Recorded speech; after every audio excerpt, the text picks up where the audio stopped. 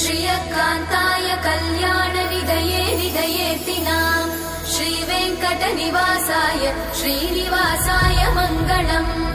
लक्ष्मी सविभ्रमालोकसुभ्रूविभ्रमचक्षुषे चक्षुषे सर्वलोकानां वेङ्कटेशाय मङ्गलम्।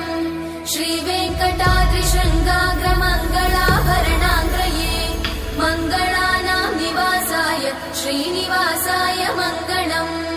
सर्वावयव सौन्दर्य सम्पदा सर्वचेतसां सदा सम्मोहनायास्तु वेङ्कटेशाय मङ्गलम्।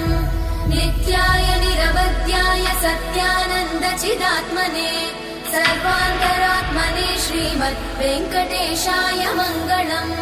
स्वतः सर्वविदे सर्वशक्तये सर्वशेषिने सुलभाय सुशीलाय वेङ्कटेशाय